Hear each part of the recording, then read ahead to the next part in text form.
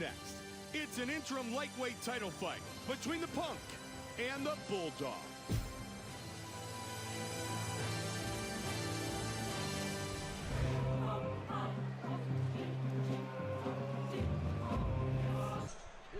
Alright, so in this fight, we got Raymore and the blue gloves and Max Davies in the red gloves.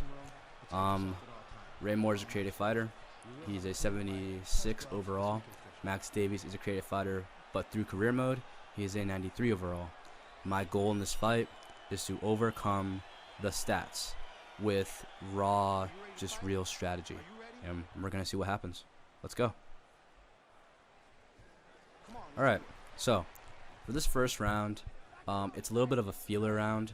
I want to see what he's doing. As you can see, I'm already setting things up with feints. I get him in the clinch just to see how he's feeling. He gets me off of him. Easy, right? Like I said, he's way more higher than me in the stats.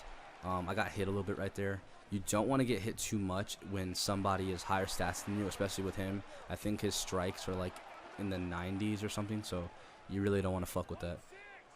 And so far, I'm just testing the waters out like a real MMA fight. Hit him with a 1-2 there. And he's throwing, but he's missing a lot of his shots. He's not really connecting too much. I'm maintaining distance pretty well. Hitting him with those quick strikes. Hitting him, using the range to really just kind of, you know, do what I can do. Hit him with a knee inside. Little switch kick. The animation's a little off there, but it's okay. And you see, I'm throwing strikes, but I'm also trying to get him in the clinch, and I'm feinting. So I'm throwing so much at him already where he's like, what in the fuck? Like, you know, he's doing his best to try to hit me and do what he can do. But, boom, throw him right there. Side control in this game is a really good position. And I smashed him from here for a little while. Not too long, but you know what I mean. It's a good position in terms of control. Got into full guard, got me off of him, and I'm not really worried about it, you know. As long as I can control him in such a way where he's not going to do that much damage to me, it's totally fine. Get it. Boom, mat return.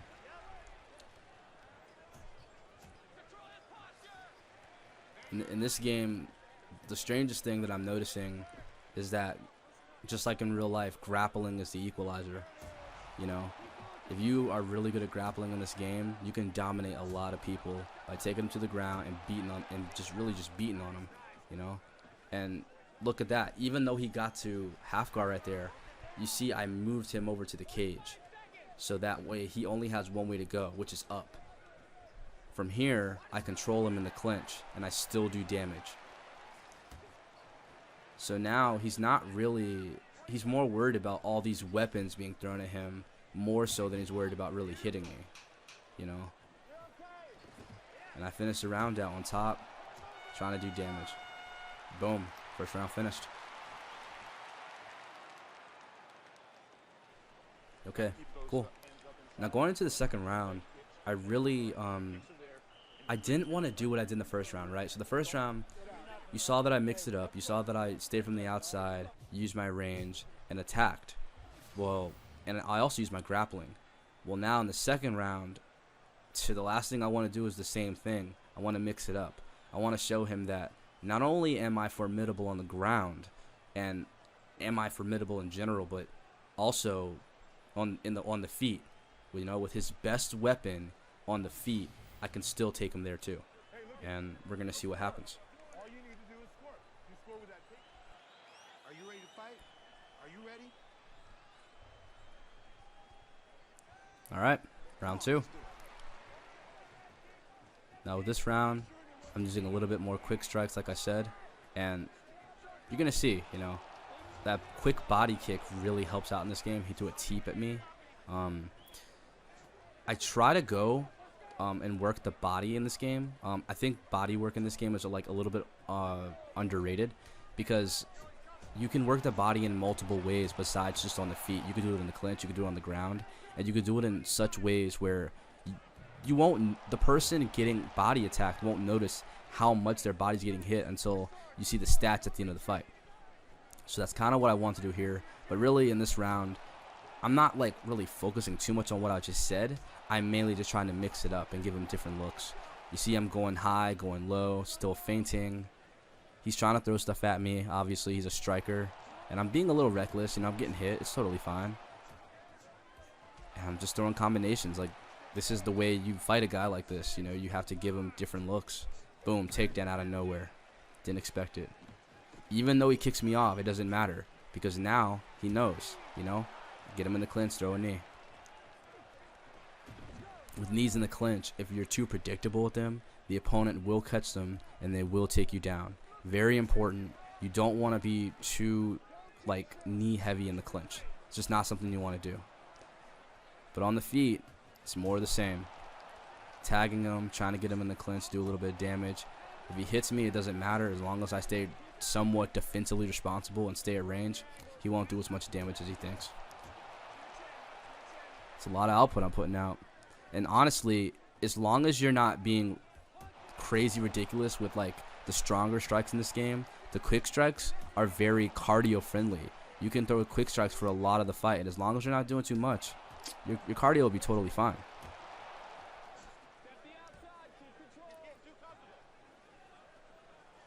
Here he goes with that knee again. And then boom, right back in the guard. So now you're noticing that, you know, well, at least he's noticing, at least. Pause issue. Not only am I a threat just grappling wise, not only can I mix it up, but on the feet, he's got nothing for me. And that was a little bit of a weird round, a little bit of a messy round, but you're starting to notice now that I'm taking a little bit more control of this fight. Round 3, here we come. Yep. And now you're going to notice that these quick strikes, they're really doing damage. He's trying to hit me with harder strikes. And, you know, he hit me with the teep right there. That looks really good.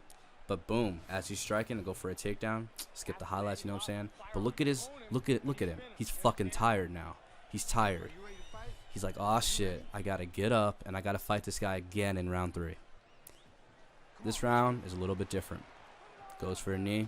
Boom. Get him right down. In this game, I love the grappling so much. You can move your opponent while they're on the ground.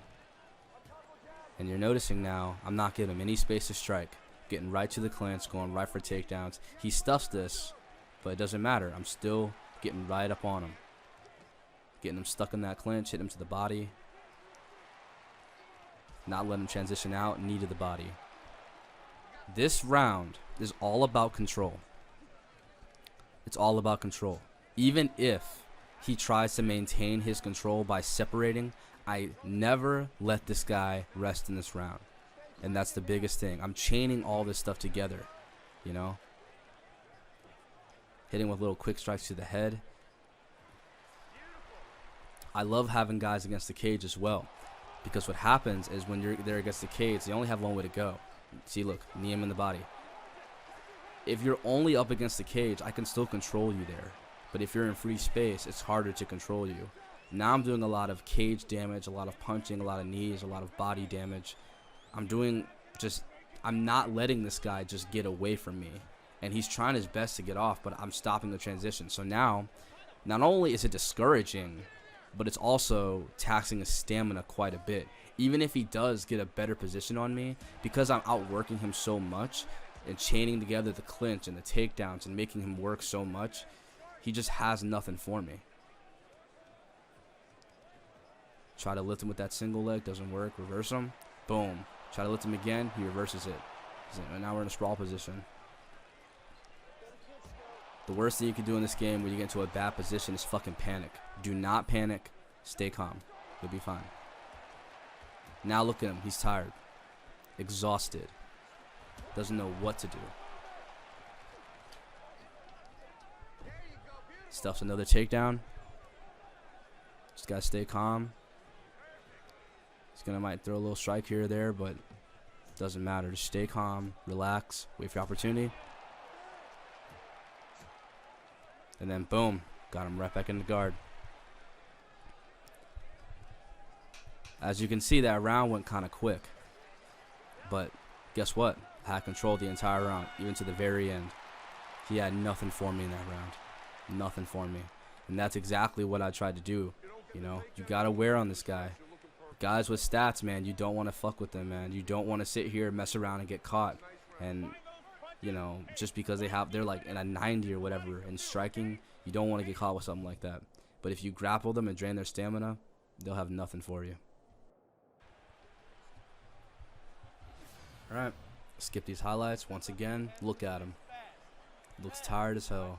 He don't know what to do. Are you ready to fight? Are you ready?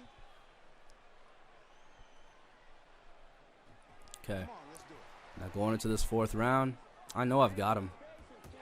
Just got to stay patient, throw the right strikes, and we'll be okay. Or take him down. Doesn't really matter what I want to do. It's about what he can't. It's not about what I want to do. It's just about, you know, what can he do to me, right? Because, you know, literally for 3 rounds straight, I've in a way been controlling him. Even though he's been trying to fight this entire time, I've been controlling him. So now I'm just hitting him with shots, you know, doing head damage, doing leg damage, going to the body, you know, trying all this crazy stuff. I have the luxury of trying crazier strikes now because he can't do anything against me. Look at that, he's backing up, you know. Even if he throws stuff at me, I'm not worried about it. You know, stats or whatever, I'm not worried about it because he's not going to hurt me like that. He's too tired. His stamina's too low. Boom. Takedown becomes easier now. Can't stuff that shit.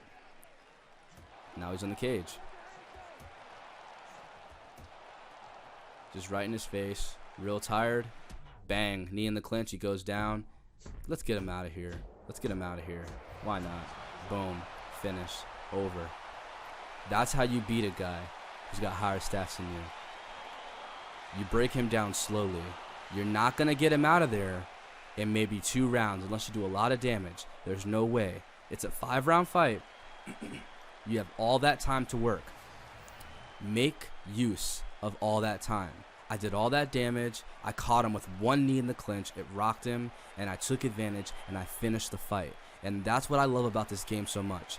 When you have a chance to finish the fight in any position in this game, on your back, on the feet, in the clinch, with a body shot, with a leg kick, whatever you can do to finish the fight, you finish the fight. You don't wear out, you don't stall, you don't BS, you finish the fight. And that's why I love this game so much.